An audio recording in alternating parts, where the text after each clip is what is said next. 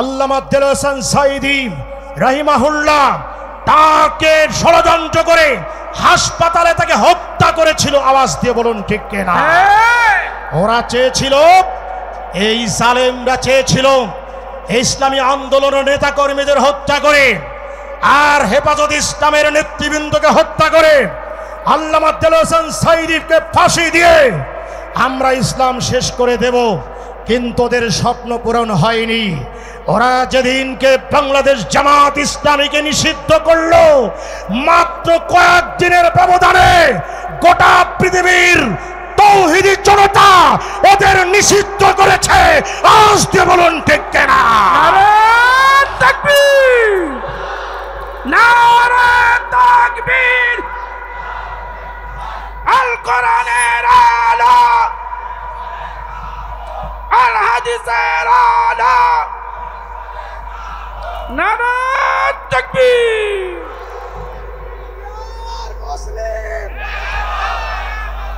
আমার ভাইরা, শুধু তাই নয়, আল্লামা দেলোয়ার হোসেন সাঈদীর জানাজায় যেন মানুষ শরীক না হতে পারে, এজন্য হাজারো পুলিশ দিয়ে ব্যারিকেড দিয়েছিল। আওয়াজ দিয়ে বলুন ঠিক কিনা? আল্লামা সাঈদীকে রাজাকার বলেছিল, অগ্নি সংযোগকারী বলেছিল, ধর্ষণকারী বলেছিল। আমি আজকের জনসমুদ্রের সমর্থন নিতে চাই, দুটো হাত দেখতে চাই। আপনারা সাক্ষী দিয়ে বলেন, আল্লামা সাঈদী কি ধর্ষণকারী ছিল? আল্লামা সাঈদী কি রাজাকার ছিল? আল্লামা সাঈদী কি দোষী ছিল? আল্লামা সাঈদী রাজাকার ছিল না। আওয়াজ দিয়ে বলুন ঠিক কিনা? আল্লামা সাঈদী যে রাজাকার ছিল না তার প্রমাণ দেখেছিলাম আমরা যেদিন জালেম শাহী আল্লামা সাঈদীর ফাঁসির রায় দিয়েছিল। সেদিন বাংলার টেকনাফ থেকে তেতুলিয়াম, রূপসা থেকে পাথরিয়াম, সুন্দরবন থেকে বান্দরবন, বাংলার লাখো কোটি জনতা রাজপথে নেমেছিল এবং বুকের বুতাম খুলে দিয়ে বলেছিল, আল্লামা সাঈদীর ফাঁসি বাংলার জমিনে হবে না। সেদিন একজন নাই, দুইজন নাই, আল্লামা সাঈদীর বাঁচানোর জন্য 200 তরুণ যুবক জীবন দিয়েছিল। বাংলাদেশ তো দূরের কথা, একজন মানুষকে বাঁচানোর জন্য 200 মানুষ জীবন দিয়েছে। বিশ্বের ইতিহাসে কেউ দেখাতে পারবে না। এতেই প্রমাণিত হয় আল্লামা সাঈদী রাজাকার ছিল না। আল্লামা সাঈদী 1000 বছরের শ্রেষ্ঠ বাঙালি। আওয়াজ দিয়ে বলুন ঠিক কিনা? নারে তাকবীর, নারে তাকবীর। সাঈদী সাহেবের রক্ত,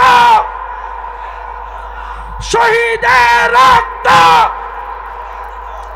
শহীদের রক্ত, নারে তাকবীর। চ্যানেলটি সাবস্ক্রাইব করে আমাদের সঙ্গেই থাকুন। সম্মানিত ভাইরা আমার, দিন শব্দের অর্থ কিয়ামত দলিল পেলাম। দিন শব্দের অর্থ আদর্শ দলিল পেলাম। দিন শব্দের 3 নম্বর অর্থ হলো সংবিধান, জীবন ব্যবস্থা। দলিল হলো সূরা মাইদা 3 নম্বর আয়াত। আল্লাহ রাব্বুল আলামিন বলেন, আল ইয়াউমা আকমালতু লাকুম দীনাকুম ওয়া আতমামতু আলাইকুম নি'মাতি ওয়া রাদিতু লাকুমুল ইসলাম দীনা। সূরা মাইদায় যে আল্লাহ দিন শব্দ উল্লেখ করেছেন, এই দিন শব্দের অর্থ হলো সংবিধান, জীবন ব্যবস্থা। প্রিয় ভাইরা আমার, এবার লক্ষণীয় বিষয় হলো সূরায় আল্লাহ পাক আমাদেরকে বললেন, তোমরা দিন কায়েম করো, আনা আকিমুদ্দিন। এই দিন শব্দের অর্থ কিন্তু ধর্ম নাই, এই দিন শব্দের অর্থ কিয়ামত নাই। এই আকিমুদ্দিন, এই দিন শব্দের অর্থ হলো সংবিধান। তার মানে হলো আল্লাহ রাব্বুল আলামিন বলছেন, ও দুনিয়ার মানুষেরা, তোমরা দুনিয়ায় শুধু নামাজ পড়লে হবে না, রোজা রাখলে হবে না। নামাজও লাগবে, রোজাও লাগবে, হজও লাগবে, দাড়িও লাগবে, পাগড়িও লাগবে, জুব্বাও লাগবে, মিষ্টিও খাওয়া লাগবে, শুধু এতটুকুর মধ্যে সীমাবদ্ধ থাকলে হবে না, বরং মানুষের তৈরি করা মতবাদ, মানুষের তৈরি করা ইজম, লেনিনের তৈরি করা ইজম, কার্ল মার্কসের তৈরি করা ইজম, ব্রিটিশের তৈরি করা আইন, অর্থাৎ মানুষের তৈরি করা আইন পরিবর্তন করে আমার জমিনে আমার আইন তোমরা চালু করবা। আওয়াজ দিয়ে বলেন কথাটা কার? সম্মানিত ভাইয়েরা আমার, সুতরাং আল্লাহর দ্বীন কায়েমের আন্দোলন করা, সংগ্রাম করা, এই পথে সময় দেওয়া, অর্থ খরচ করা, শ্রম দেওয়া, এটা ফরজ। দলিল হলো সূরা বাকারার 216 নম্বর আয়াত। আল্লাহ পাক বলেন, কুতিবা আলাইকুমুল কিতালু ওয়া হুয়া কুরহুল লাকুম ওয়া আসা আন তাকরাহু শাইআন ওয়া হুয়া খায়রুল লাকুম। তোমাদের উপর ইসলামী আন্দোলন করা, কেতাল করা, জিহাদ করা ফরজ।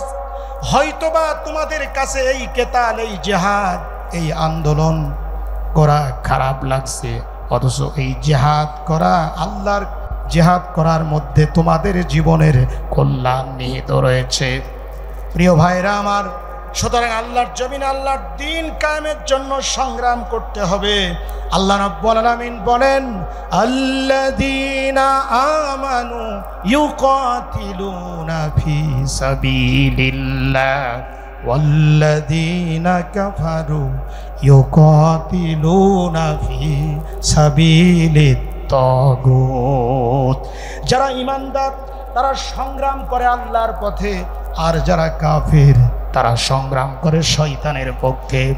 ওমা লাকুম লা তুকাতিলুনা ফি সাবিলিল্লাহি ওয়াল মুস্তাযআফিনা মিনার রিজাল ওয়ান নিসা ওয়াল বিলদান ইলা আখির। আল্লাহ বলছে, তোমাদের কি হলো? তোমরা কেন নির্যাতিত, নিপীড়িত, পদদলিত, লাঞ্ছিত, অপমানিত, অসহায় নারী পুরুষ মানুষের মুক্তির জন্য কেন সংগ্রাম করছো না? অথচ নির্যাতিত নারী পুরুষ আল্লাহর কাছে ফরিয়াদ করে বলছে, আল্লাহ আমাদেরকে এই জনপদ থেকে বের করে নাও এবং তোমার পক্ষ থেকে সাহায্যকারী পাঠিয়ে দাও।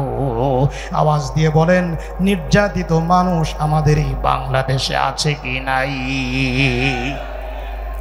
মানুষের ওপর যে কত নির্যাতন করা হয়েছিল। আমার তরুণ ভাইয়েরা, যুবক ভাইয়েরা, তোমরা শোনো, তোমার মতো একজন যুবক সাতক্ষীরা জেলার কলারোয়া থানার একজন যুবক অন্যের ঘেরে কাজ করত।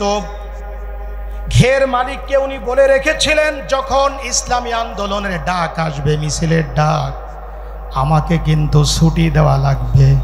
ঘের মালিক বলেছিল, ঠিক আছে, যখন মিছিলের ডাক আসবে আমি ছুটি দেব। আল্লামা দেলওয়ার হোসেন সাইদি নাওয়ারাল্লাহু মারকাদাহু তাদের মুক্তির জন্য যখন সাতক্ষীরার কলারোয়ায় মিছিলের ডাক আসলো, তখন ওই গরিব মানুষটা ঘের মালিককে বলল, মিছিলের ডাক এসেছে, আমি চলে যাব মিছিলে। সেখান থেকে সোজা বাড়িতে আসলো, মাকে ডাক দিয়ে বলল, মা আমি সাইদি সাহেবের মুক্তির জন্য মিছিলে যাচ্ছি, মা যদি আমি ফেরত না আসি তুমি চোখের পানি ছেড়ে কখনো কাঁদবা না, মা তুমি বিদায় করে দাও, ফেরত যদি আসি দেখা হবে, আর যদি শহীদ হয়ে যাই জান্নাতের ভিতরে তোমার সাথে আমার দেখা হবে। এই গরিব ছেলেটি একটি বাইসাইকেল নিয়ে সাতক্ষীরা কলারোয়ার একটি চায়ের দোকানে আসলো।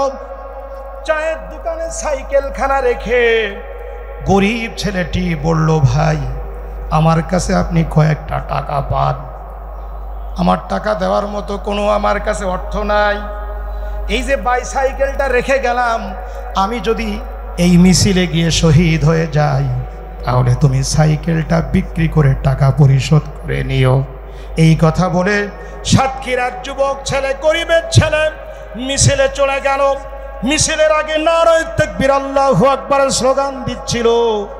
এমন সময় হায়নারা পুলিশ বাহিনী গুলি করল। ওই যুবক ছেলেটি, গরিব মানুষ ছেলেটি সাতক্ষীরার কলারোয়ায় রাস্তার উপরে লুটিয়ে পড়লো, তার বুকে গুলি আসলো, ছটফট করতেছিল। আমার বন্ধুগণ, মানুষ হাউমাউ করে কাঁদতেছিল।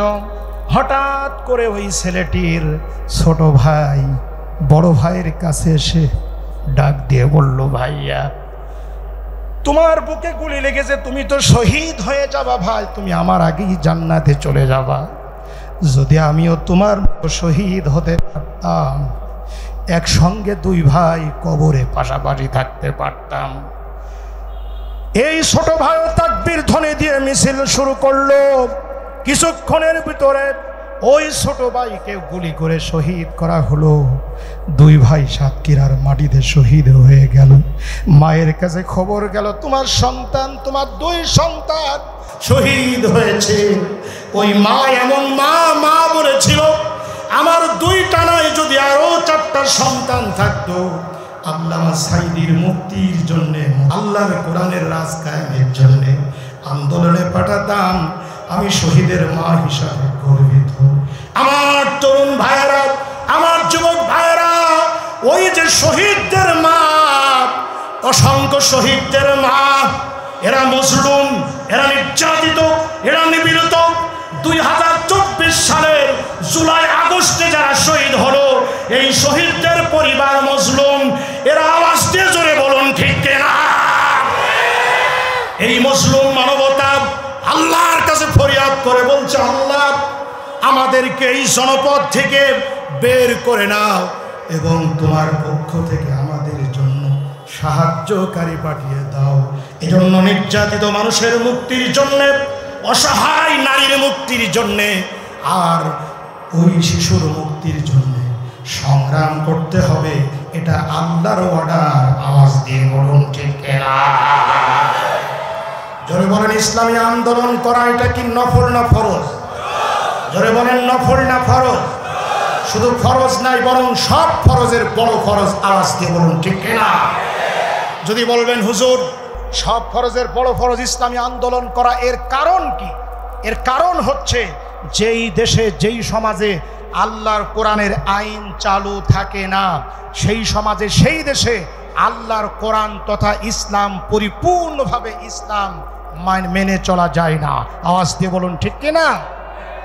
যেমন ধরুন, আল্লাহ বলছে উদখুলু ফিস-সিলমি কাফা, তোমরা পরিপূর্ণভাবে ইসলামের ভিতরে প্রবেশ করো। অথচ আমাদের এই বাংলাদেশের কথাই ভাবুন, বাংলাদেশে চোর চুরি করলে হাত কাটার আইন চালু নেই। কোরআনের আইন হচ্ছে চোর চুরি করলে হাত কেটে দাও। আপনি একজন মাতবর হয়ে, বিচারক হয়ে চোরের হাত কাটতে পারবেন না। কোর্টের একজন জজ হাত কাটার রায় দিতে পারবেন না, কারণ এই সমাজে, এই দেশে আল্লাহর কোরআনের আইন, হাত কাটার আইন চালু নেই। জিনা করলে বেত্রাঘাত করো 100।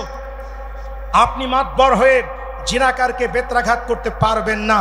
কোর্টের বিচারক এই বেত্রাঘাত করার রায় দিতে পারবেন না, কারণ বাংলার জমিনে, এই সমাজে বেত্রাঘাত করার আইন চালু নেই। অতএব যেই সমাজে আল্লাহর আইন চালু থাকে না, সেই সমাজে আল্লাহর পরিপূর্ণ বিধান মেনে চলা খুবই কঠিন। অতএব যেই সমাজে আল্লাহর আইন চালু নেই, সেই সমাজে আল্লাহর কোরআনের সংবিধান প্রতিষ্ঠার মাধ্যমে বড় ফরজ আদায় করলে সব হুকুম মানা সহজ হয়ে যাবে। আওয়াজ দিয়ে বলুন ঠিক কিনা? আল্লাহর কোরআনের আইন প্রতিষ্ঠার জন্য যারা চেষ্টা করে না, যারা লেনিনের মতবাদ, কালমার্ক্সের মতবাদ, মাও সেতুংয়ের মতবাদ, আব্রাহাম লিঙ্কনের মতবাদ প্রতিষ্ঠার জন্য যারা চেষ্টা করে, জাতীয়তাবাদ, সমাজতন্ত্র, পুঁজিবাদ, ধর্মনিরপেক্ষ মতবাদ প্রতিষ্ঠার জন্য যারা সংগ্রাম করে, মিটিং করে, মিছিল করে, চেষ্টা করে, তারা জাহান্নামে যায়। হাদিস, এটা আমি মুখে বলছি না, রসুলের হাদিস, তিরমিজি শরীফের 2863 নম্বর হাদিস। আনিল হারিস আল-আশআরি রাদিয়াল্লাহু তাআলা ক্বালা ক্বালা রাসূলুল্লাহ সাল্লাল্লাহু আলাইহি ওয়াসাল্লাম মান দাআ বিদাওয়াল জাহিলিয়াতি ফাহুয়া মিন জুসাই জাহান্নাম ওয়া ইন সামা ওয়া সাল্লা ওয়া জামা আন্নাহু মুসলিম। রাওয়াহু তিরমিজি। তিরমিজি শরীফের হাদিস। হারিস আল-আশআরি রাদিয়াল্লাহু তাআলা আনহু থেকে বর্ণিত। তিনি বলেন, রাসূল পাক সাল্লাল্লাহু আলাইহি ওয়াসাল্লাম বলেছেন, যে ব্যক্তি মানুষের তৈরি করা মতবাদ প্রতিষ্ঠিত করার জন্য মানুষকে দাওয়াত দেবে, সংগ্রাম করবে, সে ব্যক্তি জাহান্নামে যাবে। সাহাবীরা বললেন, হুজুর, যিনি মানুষের তৈরি করা মতবাদ প্রতিষ্ঠার জন্য সংগ্রাম করবে, আন্দোলন করবে, চেষ্টা করবে, দাওয়াত দেবে, তিনি যদি নামাজ পড়ে তারপরেও কি তিনি জাহান্নামে যাবে? নবীজি বললেন, ওয়াইন সমা ওয়া সাল্লা ওয়া জামা আন্নাহু মুসলিম, হ্যাঁ, তিনি যদি নামাজও পড়েন, রোজাও রাখেন, এমনকি নিজেকে পাক্কা মুসলমান বলে দাবি করেন, তারপরেও তিনি জাহান্নামে যাবেন। এই জন্যেই তো আমরা জাহান্নামের আগুন থেকে মুক্তি পাওয়ার জন্যে, আল্লাহর খুশি করার জন্যে, আল্লাহর জান্নাত পাওয়ার জন্যে, আল্লাহর হুকুম আদায় করার জন্যে আমরা ইসলামের বিজয়, এই বিজয় দেখতে চাই। আওয়াজ দিয়ে বলুন ঠিক কিনা?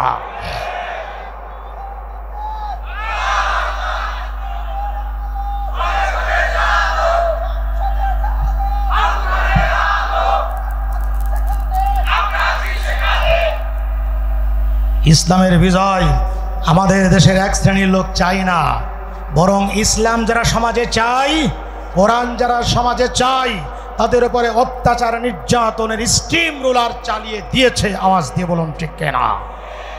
বিগত সময়ে যারা ক্ষমতায় ছিল সেই দলের লোকেরা লগি বৈঠা দিয়ে পল্টন ময়দানে ইসলামী আন্দোলনের নেতা কর্মীদেরকে পিটিয়ে, সাপের মতো পিটিয়ে হত্যা করে ওই ইসলামী আন্দোলনের নেতা কর্মীদের শরীরের উপরে নৃত্য করেছিল। শুধু তাই নয়, 2013 সালের শাপলা চত্বরে হাজার হাজার মাদ্রাসার ছাত্র আলেম উলামাকে নির্মমভাবে হত্যা করেছিল।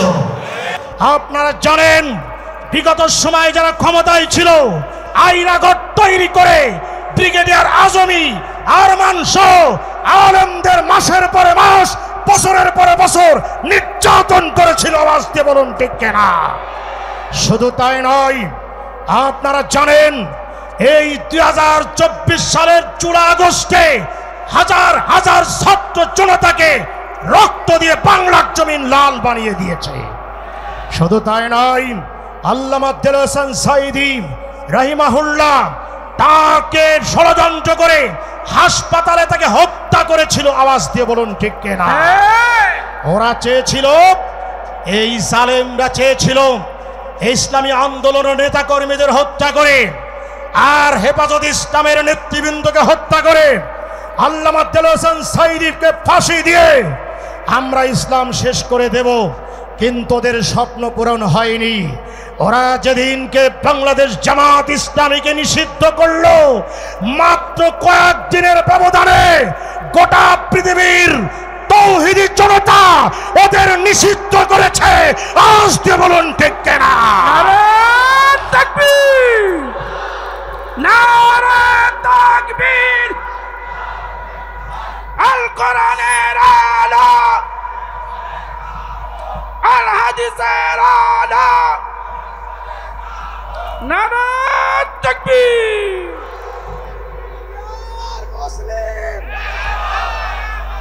আমার ভাইরা, শুধু তাই নয়, আল্লামা দেলোয়ার হোসেন সাঈদীর জানাজায় যেন মানুষ শরীক না হতে পারে, এজন্য হাজারো পুলিশ দিয়ে ব্যারিকেড দিয়েছিল। আওয়াজ দিয়ে বলুন ঠিক কিনা?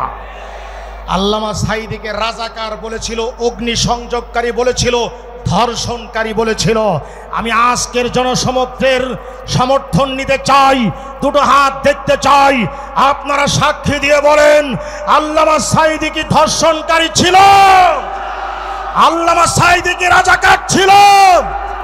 আল্লামা সাঈদী কি দোষী ছিল? আল্লামা সাঈদী রাজাকার ছিল না। আওয়াজ দিয়ে বলুন ঠিক কিনা?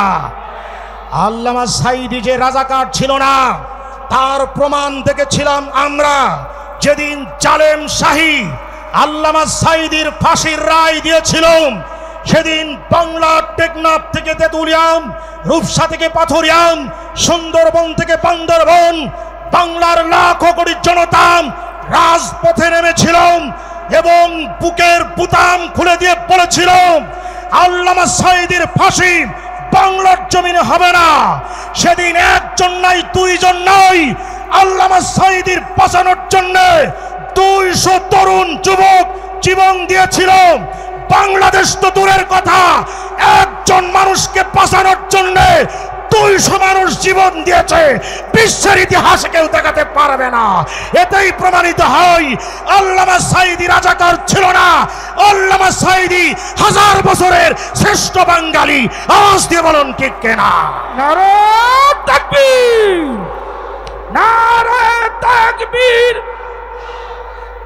সাঈদী সাহেবের রক্ত, শহীদের রক্ত, শহীদের রক্ত, নারে তাকবীর। আপনারা আল্লামা সাঈদীকে ভালোবাসেন, জোরে বলেন ঠিক কিনা? আমরা যে আন্দোলনের কথা বলছি, আপনারা বলেন আল্লামা সাঈদী কি শুধু বক্তব্যের মধ্যে সীমাবদ্ধ ছিলেন, নাকি আল্লাহর কোরআনের রাজ কায়েমের জন্য সারাটা জীবন সংগ্রাম করেছেন? জোরে বলেন ঠিক কিনা? আল্লামা সাঈদীর স্বপ্ন ছিল দুইটা। একটি স্বপ্ন ছিল শাহাদতের মৃত্যু, আর একটি স্বপ্ন ছিল আল্লাহর জমিনে আল্লাহর কোরআনের আইন চালু হোক। আল্লামা দেলোয়ার হোসেন সাঈদী তিনি কতটা শাহাদতের কামনা করতেন, আপনারা আল্লামা সাঈদীর বক্তব্য 80-র দশকের একটা বক্তব্য শুনবেন। উনি শাহাদতের কামনা করতেন সব সময়। উনি চট্টগ্রামের লাখো জনতার সামনে বলেছিলেন, শোনো চট্টগ্রামের হাজার লাখো জনতা, আমি মুসলমান, আমি আল্লাহর ফুল, আমাকে প্রস্ফুটিত হওয়ার জন্যে ভোরের বাতাসের দরকার নাই, আমার জন্য দরকার বদরের উহুদের রক্তেরাঙা একটি জামাম। সেই বদরের উহুদের একটি রক্তেরাঙা যদি জামা আমার গায়ে পরিয়ে দেওয়া হয়, তাম বিশ্ব আমি বিস্ফোরিত হয়ে পড়ব। এই হচ্ছে আল্লামা সাঈদী। আওয়াজ দিয়ে বলুন ঠিক কিনা? শুধু তাই নয়, আল্লামা সাঈদী যখন ইসলামী আন্দোলনের পক্ষে বলিষ্ঠ ভূমিকা রাখতেন, আল্লামা সাঈদীকে 5 বার সরাসরি গুলি করা হয়েছিল, হামলা করা হয়েছিল। আল্লামা সাঈদী ভয় পায়নি। চট্টগ্রামের লাখো জনতার সামনে বলেছিলেন, আমার উপরে যদি হামলা করা হয় আর আল্লাহ রাব্বুল আলামিন যদি আমার শাহাদতের মৃত্যু নসিব করেন, তাহলে আল্লাহর কাছে আমার দোয়া থাকবে, আয় আল্লাহ, আমার রক্ত লেলিহান শিখা হয়ে এই জালেমদের চারিয়ে পুড়িয়ে ছারখার করে বাংলার জমিনে কালিমার পতাকা উড্ডীন করে দিও। এই হচ্ছে আল্লামা সাঈদী। আওয়াজ দিয়ে বলুন ঠিক কিনা? সুতরাং আল্লামা সাঈদী শাহাদত বরণ করেছেন। ইসলাম কায়েম হয়নি, কোরআনের রাজ কায়েম হয়নি। সময় এসেছে, এক সময় আমরা 16 বছর প্রকাশ্যে কথা বলতে পারি নাই। 5 জন আলেম এক জায়গায় হলে জঙ্গিবাদের তকমা দিয়ে গ্রেফতার করা হতো। আজকে আল্লাহ সুযোগ দিয়েছে, সুতরাং বাংলার জমিনে ইসলাম কায়েমের জন্য যদি সময় দেওয়া লাগে, অর্থ দেওয়া লাগে, বুকের রক্ত দেওয়া লাগে, কারা কারা প্রস্তুত থাকবেন? দুই হাত তুলে দেখা। নারে তাকবীর, নারে তাকবীর। আল কোরআনের আলো, আল হাদিসের আলো, শহীদের রক্ত, সাঈদী সাহেবের রক্ত। আমার বন্ধুগণ, আল্লাহর জমিনে আল্লাহর দ্বীন প্রতিষ্ঠার সংগ্রাম যদি করি, আমরাই হব সব থেকে শ্রেষ্ঠ, সব থেকে দামি, সব থেকে সফল। আওয়াজ দিয়ে বলুন ঠিক কিনা? সম্মানিত ভাইয়েরা আমার, আল্লাহর জমিনে আল্লাহর দ্বীন প্রতিষ্ঠার জন্যে, আল্লাহর জমিনে আল্লাহর কোরআনের রাজ কায়েম করার জন্যে যদি আমরা চেষ্টা করি, যদি আমরা সংগ্রাম করি, যদি আমরা অর্থ খরচ করি, তাহলে আমাদের লাভ কি হবে? আল্লাহ রাব্বুল আলামিন বলছেন সূরা তাওবার 20 নম্বর আয়াতে আল্লাহর লাভের কথা বলছেন। লাভ ছাড়া তো মানুষ কোনো জায়গায় যেতে চায় না। চাকরি করে মাস শেষে বেতন তোলার জন্যে, ব্যবসা করে ইনকাম করার জন্যে, কৃষিতে ফসল বিপ্লব ঘটায় সময় মতো ফসল তোলার জন্যে। অতএব আমরা ইসলামী আন্দোলন করিব, আমাদেরও লাভ হবে। আওয়াজ দিয়ে বলুন ঠিক কিনা? আল্লাহ রাব্বুল আলামিন বলেন, আল্লাযীনা আমানু ওয়া হাজারু ওয়া জাহাদু ফি সাবিলিল্লাহি বিআমওয়ালিহিম ওয়া আনফুসিহিম আনফুসিহিম আযমু দারাজাতান ইনদাল্লাহ ওয়া উলাইকা হুমুল ফাইজুন। যারা ঈমান আনবে, হিজরত করবে, সংগ্রাম করবে আল্লাহর রাস্তায়, তাদের মাল দিয়ে, জান দিয়ে, তাদের মর্যাদা, তাদের সম্মান আল্লাহর কাছে সব চাইতো বেশি। সাউন্ড একটু বাড়ান। আল্লাহর কাছে সব চাইতো বেশি, এবং তারাই হলো সফল কাম। আওয়াজ দিয়ে বলেন সুবহানাল্লাহ। আল্লাহ রাব্বুল আলামিন কুরআনুল কারীম সূরা সাফের 4 নম্বর আয়াতে বলেন, ইন্নাল্লাহা ইউহিব্বুল্লাযীনা ইউকাতিলুনা ফি সাবিলিহি সাফফান কাআন্নাহুম বুনিয়ানুম মারসুস। আল্লাহ বলেন, যারা সীসা ঢালা প্রাচীরের ন্যায় সারিবদ্ধ হয়ে, কাতারবদ্ধ হয়ে দিন প্রতিষ্ঠার জন্য সংগ্রাম করে, আমি আল্লাহ পাক তাদের খুবই ভালোবাসি। দুনিয়ার মানুষ আপনাদেরকে যতই মৌলবাদ বলুক, দুনিয়ার মানুষ আপনাদেরকে যতই জঙ্গি বলুক, দুনিয়ার মানুষ যতই আপনাদেরকে উগ্র বলুক, দুনিয়ার মানুষ যতই আপনাদের চেয়ারটা না দিক, আল্লাহ বলছে আমি তোমাদের ভালোবাসি। আওয়াজ দিয়ে জোরে বলুন আল্লাহু আকবার।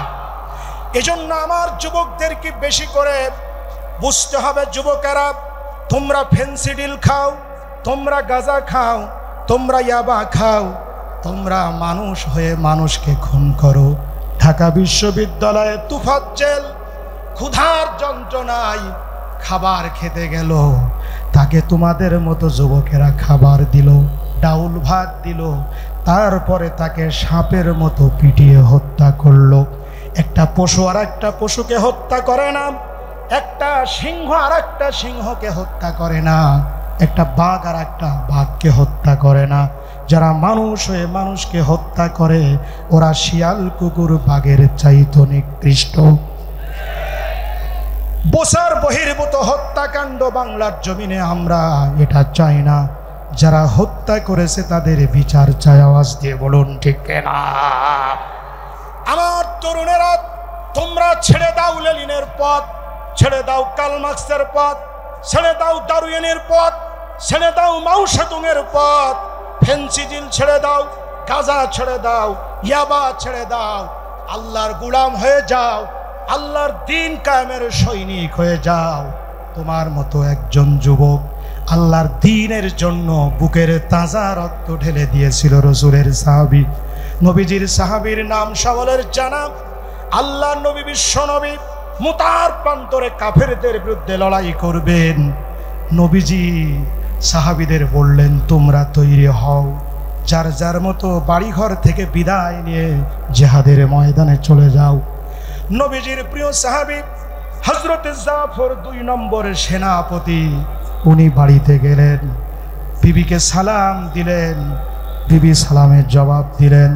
হযরত জাফর ঘরের ভিতরে ঢুকলেন না, বাহিরে দাঁড়িয়ে বিবিকে ডাক দিয়ে বললেন, বিবি গো, আল্লাহর নবী আমাকে মোটার প্রান্তরে 2 নম্বর সেনাপতি করে পাঠাচ্ছেন। বিবি গো, তুমি আমার জন্য দোয়া করো, আমি যেন শহীদ হয়ে যাই। বিবি আল্লাহর কাছে দোয়া করে, আল্লাহ, আমার স্বামী জাফরকে তোমার দ্বীন কায়েমের জন্য জিহাদের ময়দানে পাঠাচ্ছি, আল্লাহ গাজী বানায় তুমি আমার কাছে আবার ফেরত দিও। আল্লাহর সৈনিক, আল্লাহর গোলাম, ইসলামের পাগল, নবীর পাগল হযরতে জাফর তরবারির উল্টা পিঠ দিয়ে স্ত্রীর হাতের উপরে আস্তে করে আঘাত করলেন আর বললেন, স্ত্রী গো, এমন দোয়া করো না, আমার আগেও একজন সেনাপতি আছে, পরে আর একজন সেনাপতি আছে, আমি যে মুতার প্রান্তরে গিয়ে শহীদ হব, এতে কোনো সন্দেহ নাই। বিবি, তুমি উল্টা দোয়া করো না, তোমার দোয়া কিন্তু কবুল হবে না। এই কথাটা বলে হযরতে জাফর বিবির কাছ থেকে বিদায় নেওয়ার আগে বিবিকে ডাক দিয়ে বলেন, বিবি গো, আমার সন্তানগুলো আমি রেখে গেলাম, আমি আল্লাহর জিম্মায় থুয়ে গেলাম, আমার সন্তানগুলো তুমি একটু দিনের পথে মানুষ করো। হযরতে জাফর নবীজির সৈনিক হযরত জাফর মুতাত প্রান্তরের 2 নম্বর সেনাপতি জিহাদের ময়দানের দিকে ছুটলেন। সন্তানগুলির ঘুম ভেঙে গেল। মাকে ডাক দিয়ে বলল, মা আব্বা কোথায় যায়? মা ডাক দিয়ে বলল, তোমার আব্বা জিহাদের ময়দানে চলে যাচ্ছে, আর মনে হয় তোমার আব্বা ফেরত আসবে না।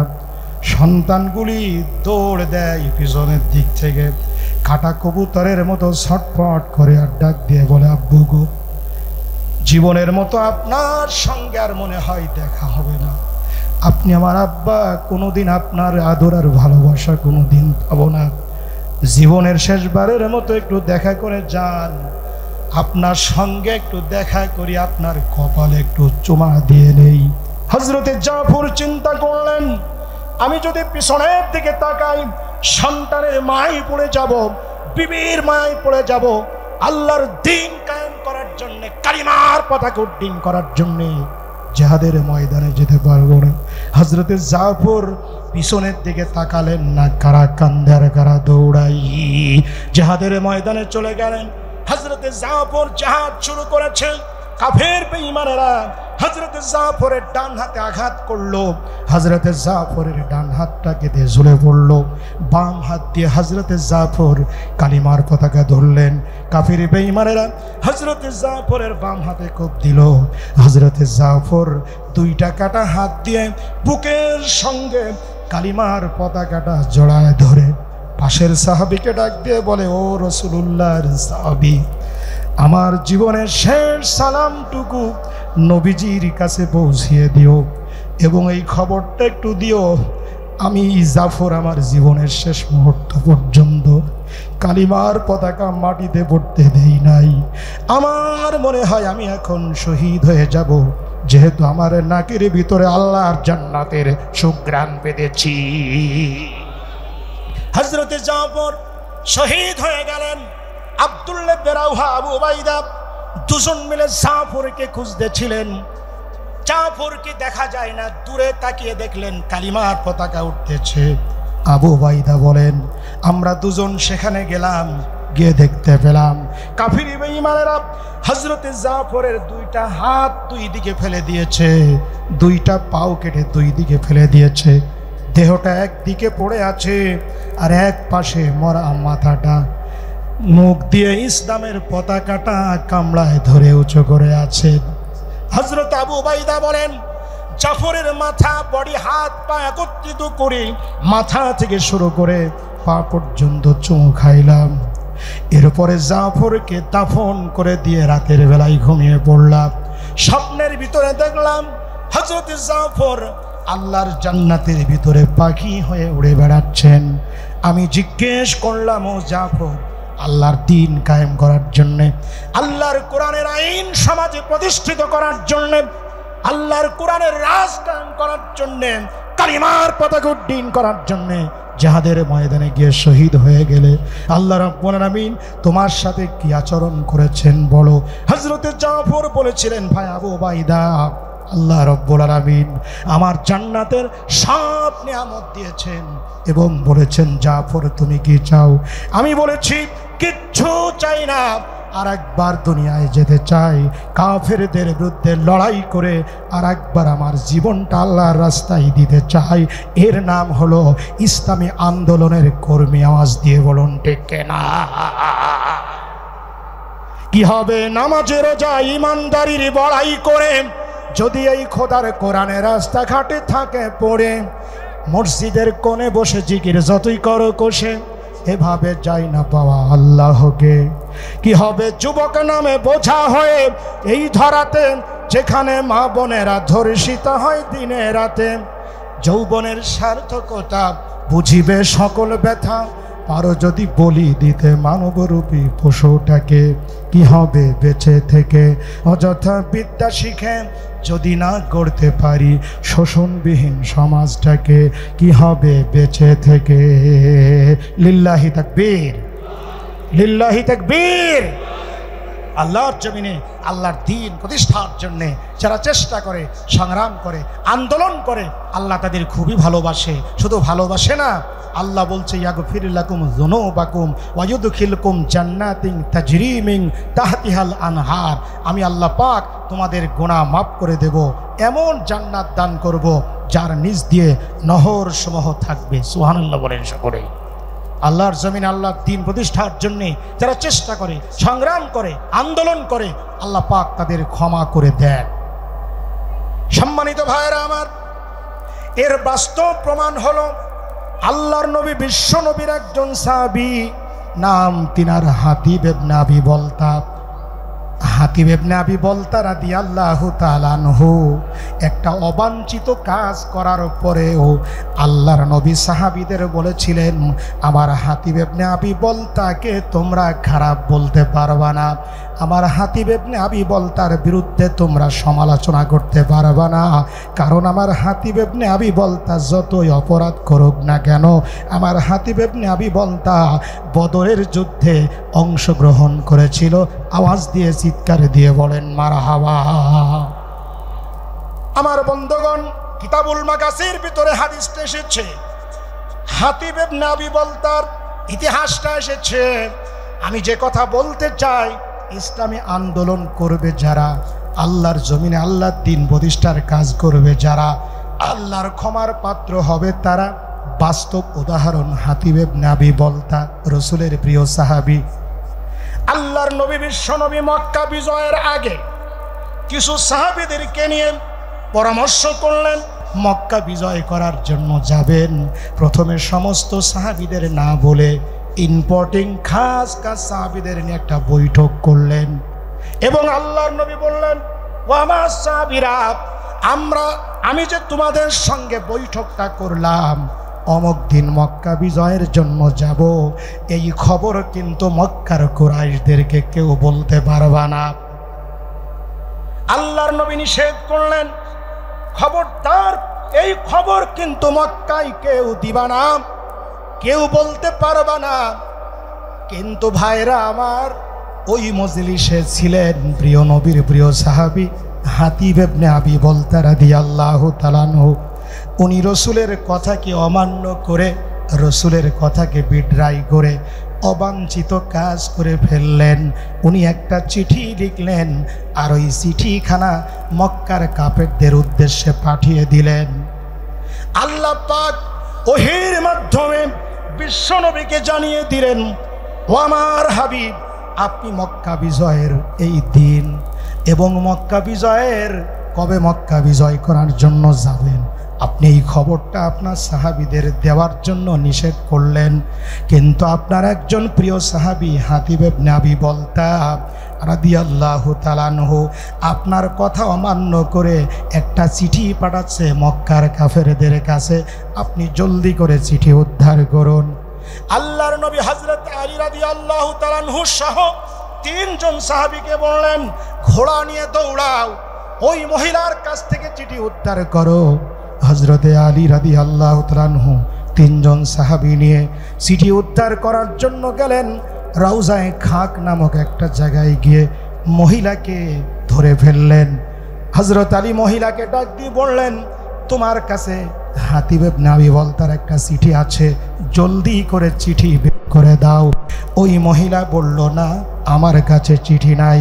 আল্লাহর নবীর সাহাবী হযরত আলী বললেন, আল্লাহর নবী কখনো মিথ্যা কথা বলতে পারে না, তোমার কাছে চিঠি আছে, বের করো, তা না হলে জোর করে চিঠি বের করে নেব।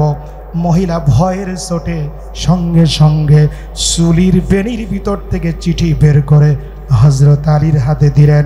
হযরত আলী রাদিয়াল্লাহু তাআলা চিঠি নিয়ে নবীর কাছে দিলেন। আল্লাহর নবীর সামনে তখনও পর্যন্ত খাস খাস সাহাবীরা বসেছিলেন। হযরতে হাতিব ইবনে আবি বলতা আসামিও বসেছিলেন। নবীজি চিঠি পড়ে খুব কষ্ট পেলেন, নবীজির চেহারাটা লাল হয়ে গেল। নবী আমার রাগ করে হাতিব ইবনে আবি বলতাকে বললেন, ও হাতিব ইবনে আবি বলতা, আমি বারবার নিষেধ করলাম যে এই গোপন সংবাদ মক্কার কাফেরদের তুমি বলবে না, কেন তুমি আমার হুকুমকে অমান্য করে কেন তুমি বিশ্বাসঘাতকতা করলে? ও হাতিব ইবনে আবি বলতে, এতটা অন্যায় কাজ তুমি কিভাবে করলে? চিঠি পাঠাচ্ছিলে, তার কারণ তুমি বলো।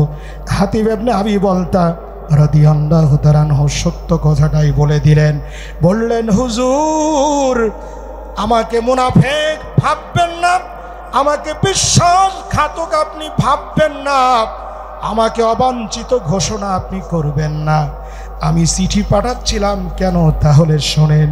আমার কিছু আত্মীয় আছে মক্কায়, আমি মনে মনে চিন্তা করলাম, আমি যদি মক্কার মুশরিকদেরকে একটা চিঠি পাঠিয়ে সংবাদটা পৌঁছে দিতে পারি, তাহলে মক্কার কাফির বেঈমানেরা আমার আত্মীয় স্বজনের সাথে দুর্ব্যবহার করবে না, তাদের আঘাত করবে না।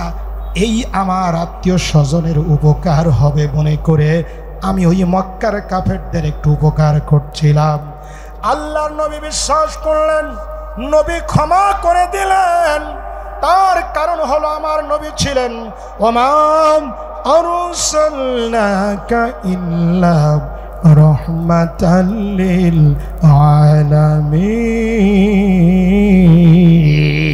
আলামিন। আমার নবী ক্ষমা করে দিলেন, কিন্তু আশায় বসেছিলেন হযরত ওমর রাদিয়াল্লাহু তাআলা আনহু। হযরত ওমর রাদিয়াল্লাহু তাআলা আনহু চোখ মোটা করে আল্লাহ রসুলকে ডাক দিয়ে বললেন, নবী গো, আপনি খবরদার খবরদার, এই হাতিব ইবনে আবি বলতাকে আপনি ক্ষমা করবেন না। ও হলো বিশ্বাসঘাতক। হাতিব ইবনে আবি বলতা মুনাফিক। আপনার কথা কেন ওভারটেক করি, বিশ্বাসঘাতকতা করে কেন চিঠি পাঠাচ্ছিল, ওই মুনাফিককে আমি আর দুনিয়ায় রাখবো না। হযরত ওমর রাদিয়াল্লাহু তাআলা আনহু তরবারি খাপ থেকে খুলে বলছে, নবী গো, আপনি অর্ডার দেন, হাতিব ইবনে আবি বলতার কল্লা দেহ থেকে আলাদা করে দেই। আল্লাহর নবী ওমরের এই ধৃষ্টতা, হযরত ওমর রাদিয়াল্লাহু তাআলা আনহুর এই আচরণ দেখি নবী আমার খুব কষ্ট পেলেন। নবী আমার চোখের পানি পড়ল নবীজি আমার খুব আফসোস করে হযরত উমরকে ডাক দিয়ে বললেন, উমর, আমার হাতিব ইবনে আবি বলতার বিরুদ্ধে এত খারাপ ধারণা করো না। আমার হাতিব ইবনে আবি বলতা কি মুনাফিক তোমরা ভেবো না। আমার হাতিব ইবনে আবি বলতাকে অবাঞ্ছিত ঘোষণা করো না। তার কারণ তোমরা কি জানো? আমার হাতিব ইবনে আবি বলতা, আমি যখন বদরের যুদ্ধের জন্য সাহাবীদের তৈরি করছিলাম, আমার হাতিব ইবনে আবি বলতা বদরের যুদ্ধে জিহাদের ময়দানে শরীক হয়েছিল। ও আমার সাহাবী ওমর, তুমি শোনো, তুমি কি কোরআন পড়ো নাই? বদরের যুদ্ধে যারা আল্লাহর দ্বীন কায়েম করার জন্য, কোরআনের রাজ কায়েম করার জন্য, কালিমার পতাকা উড্ডীন করার জন্য বদরের যুদ্ধে যারা অংশগ্রহণ করেছিলেন, আল্লাহ পাক তাদের আগের গুনাহ পরের গুনাহ সব মাফ করে দিয়েছেন। ওমর, আমার হাতিব ইবনে আবি বলতা যতই অন্যায় করুক না কেন, যতই বিশ্বাসঘাতকতা করুক না কেন, যতই আমার কথা অমান্য করুক না কেন, হাতিব ইবনে আবি বলতার আগের গুনাহ মাফ, পরের গুনাহ মাফ, কারণ বদরি সাহাবী। আমার ভাইয়েরা, আল্লাহ পাক বদরের সাহাবীদের মাফ করে দিয়েছিলেন। এখন যদি আমাকে প্রশ্ন করেন, আবু জার গিফারি হুজুর হাতিব ইবনে আবি বলতা রাদিয়াল্লাহু তাআলা আনহু বদরের যুদ্ধে অংশগ্রহণ করার কারণে আল্লাহ পাক তিনাকে নাই ক্ষমা করেছিলেন, আজকে যারা আল্লাহর জমিনে আল্লাহর কোরআনের রাজ কায়েমের জন্য সংগ্রাম করবে, আল্লাহ পাক তাদেরকে যে ক্ষমা করে দেবে, এই কথার দলিল কি? এই কথাটার দলিল হলো সূরা সফের 12 নম্বর আয়াত। আল্লাহ পাক তার আগে বলেছেন 10-11 নম্বর আয়াতে আল্লাহ বলেন, ইয়া আইয়ুহাল্লাযীনা আমানু হাল আদুল্লুকুম আলা তিজারাতিন তুনজিকুম মিন আযাবিন আলীম। এমন একটা ব্যবসার কথা বলে দেব, যেই ব্যবসা করলে জাহান্নামের আগুন থেকে মুক্তি পাবে। সেই ব্যবসা হলো তুমিনুনা বিল্লাহি ওয়া রাসূলিহি وتجاهدون في سبيل الله بأموالكم وأنفسكم ذلكم خير لكم إن كنتم تعلمون সেই ব্যবসা হলো আল্লাহর প্রতি রাসূলের প্রতি ঈমান আর জান আর মাল দিয়ে আল্লাহর দ্বীন প্রতিষ্ঠার জন্য সংগ্রাম করবে। যদি তোমরা ইসলাম বুঝে থাকো এটাই তোমাদের জন্য অতি উত্তম। অর্থাৎ যারা জান মাল আল্লাহর দ্বীনের জন্য ব্যয় করবে, আল্লাহর দ্বীন কায়েমের জন্য জান মাল খরচ করবে, আল্লাহ পাক তাদের ব্যাপারে বলছেন ইয়াগফির লাকুম যুনুবাকুম ওয়া ইউদখিলকুম জান্নাতিন তাজরি মিন তাহতিহাল আনহার। আল্লাহ পাক সূরা সফের 12 নম্বর আয়াতে আল্লাহ বলছে যারা দ্বীন প্রতিষ্ঠার জন্য চেষ্টা করবে আমি আল্লাহ তাদের ক্ষমা করে দেব। আওয়াজ দিয়ে জোরে বলুন মারহাবা। আল্লাহ পাক আজকে যে বক্তব্যগুলো আমি আপনাদের সামনে দিলাম, উলামায়ে কেরাম যে আলোচনাগুলো করেছেন, আমাদেরকে আল্লাহ সকলকে যেন আমল করার তৌফিক দান করেন। চিল্লা বলুন আমিন, আরো জোরে বলুন আমিন। তবে শোনেন, শুধু ইসলামী আন্দোলন করলে হবে না, আমার ব্যক্তি আমল সুন্দর করতে হবে। আওয়াজ দিয়ে বলুন ঠিক কিনা? আমাকে নামাজি হতে হবে, আমাকে দিনদার হতে হবে, আমার চুল কাটা মোষ কাটা আমার পোশাক আশাক ইসলামী ভাবধারায় হতে হবে। আওয়াজ দিয়ে বলুন ঠিক কিনা? আল্লামা দেলোয়ার হোসেন সাঈদী বলেছিলেন আপনি ইসলামী আন্দোলন করবেন, নামাজ পড়বেন না, ওই ইসলামী আন্দোলনের 4 পয়সাও দাম নাই। আওয়াজ দিয়ে বলুন ঠিক কিনা? এজন্যে ব্যক্তি আমলকে সুন্দর করে এই সমাজ ইসলাম প্রতিষ্ঠিত করার জন্য প্রাণান্তকর প্রচেষ্টা করবো। আল্লাহ তৌফিক দান করুন।